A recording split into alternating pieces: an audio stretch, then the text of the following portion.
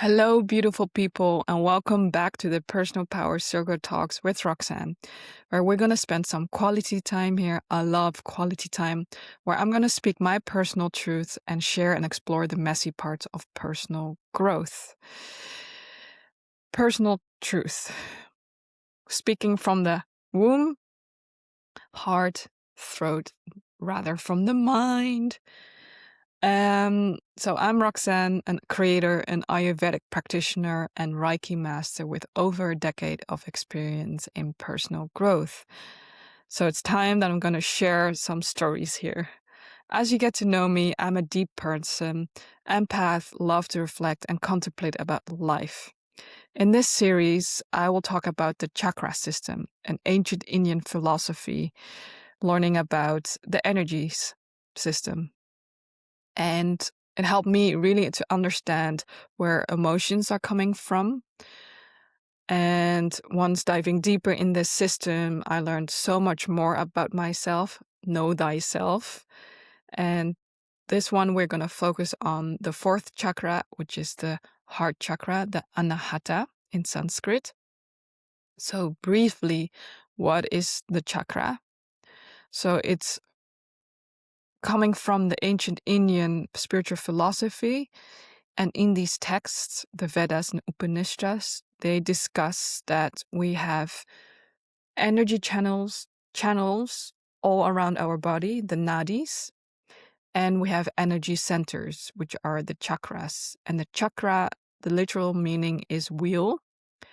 And we have 7 main chakras and 12 sub chakras in our energy body. And chakras are vortexes of energy that reflects different things. So one is your needs, ways of communicating, ways of feeling and viewing the world. And we are also born with all the chakras present, but they activate more fully at a certain life stages. So it's another beautiful framework also to have a beautiful overview with all your life stages. And the heart chakra, the development stage, is the ages between 44 and a half and 6.5 years old.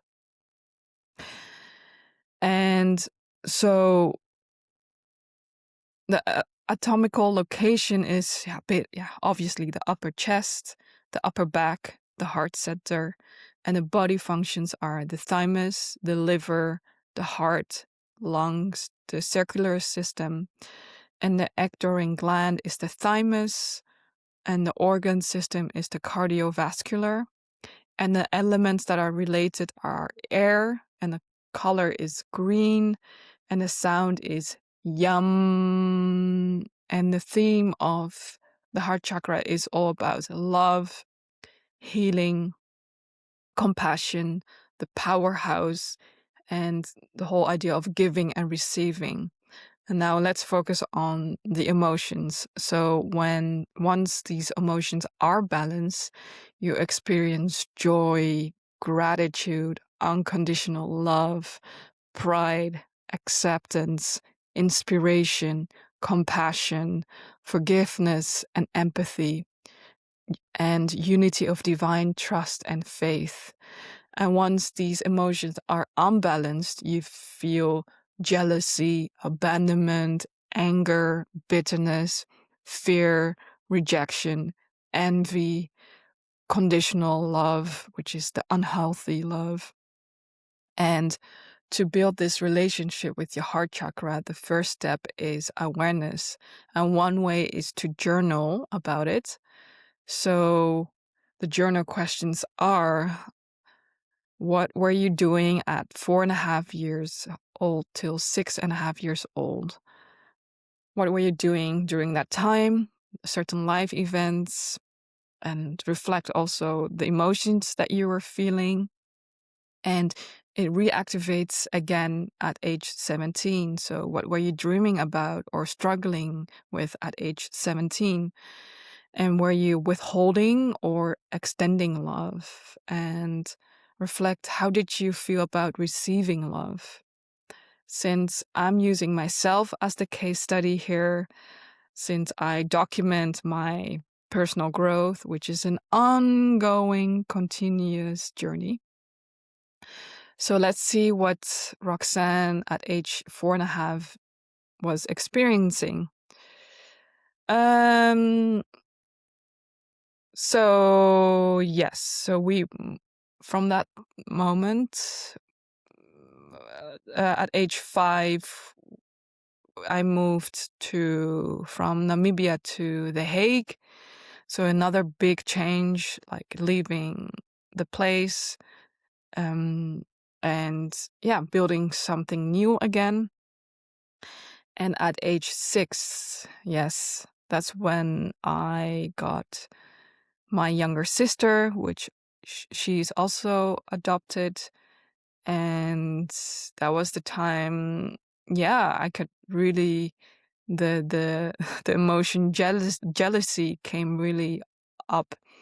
And now looking at it, it's nice to observe that at that particular moment I just needed from my parents just some reassurance, and and that I'm here as well. But it's interesting, that's just how life works.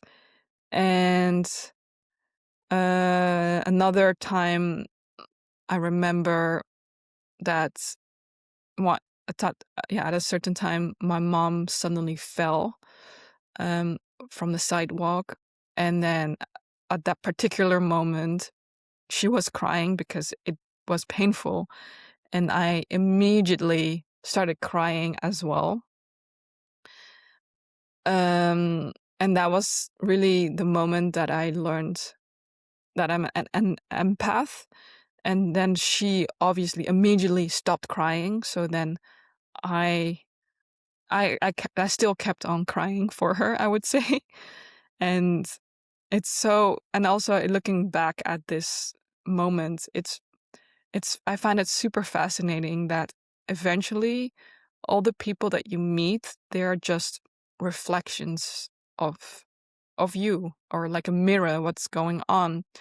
It's once you know, you can unsee it, which I find it fascinating. And then you can really learn a lot about yourself again. And eventually life is the school. That's where you learn the most.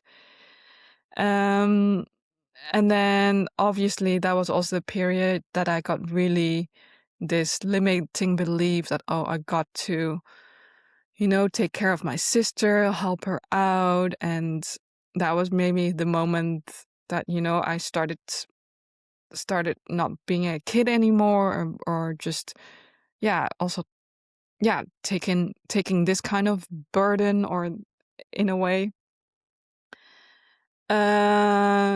And then obviously that was also this age that I witnessed my dad slapping my sister, and I wasn't feeling great at all, like feeling unsafe, not that love or connection feeling. And from that moment, I did learn, okay, I have to be the good girl, just follow all the rules and stuff. And that was also the moment that I started also not fully, expressing myself either, or maybe withholding love, because, that was the moment. Or I saw this slapping also a way of, showing love. But I was definitely withholding love. And obviously, at age 17, I wasn't really, for me, that was really a blur, because that was also the time that my parents got divorced. So that was also big life events that really also tested, this whole heart chakra, or this concept of love. And that really was not helping me to trust what love is, or I did not have a healthy way of what truly love is, because it's just broken, or you see two people together and then it's broken.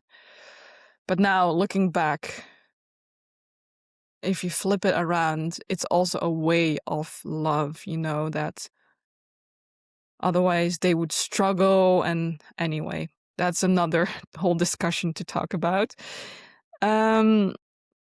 So yeah, at age 17, it was mainly more of a blur. But I do notice though that art was really my muse to just express certain things, also to reflect for myself at this moment. I find it difficult to receive, and obviously, what the chakras also really work with is that if your lower 3 chakras are not stable or a foundation, then all the other chakras cannot be fully nourished. So I can see that as a pattern in me, that obviously with my story of adoption and the foundation, it's been lacking. And that's what, I wouldn't be surprised that I'm still working on it. This whole love aspect is still an exploration for me.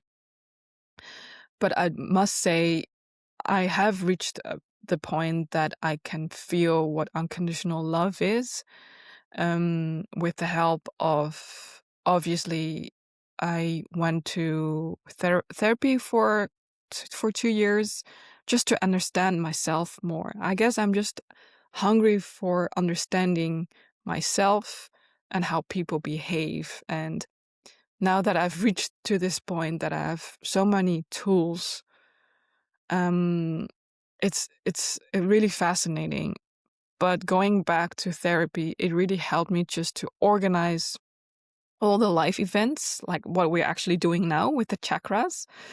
But at that time, I didn't know really about the chakras. And then I started to see, oh wow, I've been really avoiding a lot of things, or that's just my brain was protecting me at that time, just certain life events that I was just avoiding. That's my way of avoiding things. That's my personality, I guess.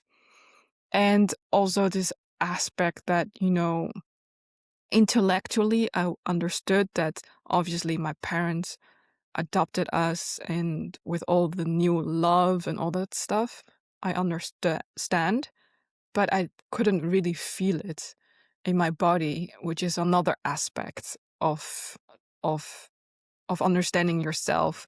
And once you dive deeper to do this inner work, it's not all about all the mind, but also really embody in your body, which is also another long journey. And just to keep it short, I will go more into it in another episode. What helped me, it's not for everyone, of course. Ayahuasca really helped me to understand this connection with body and mind. And that's also during the experience, I also experienced unconditional love, which was such a beautiful experience. No words to explain, I must say. You just got to experience yourself. If you're feeling called to do plant medicine, like I said, it's not for everyone. So that's just briefly where I am at with my heart chakra. And I do see that, it's really important, your heart. And based on all these life events, yes, my heart has been really closed off. Really closed off. But anyway, now it's your turn to start doing the first step and be aware. Like, how's your relationship with love? And I'm curious, and you can always comment below if you're on YouTube, and I'm happy to read your comments.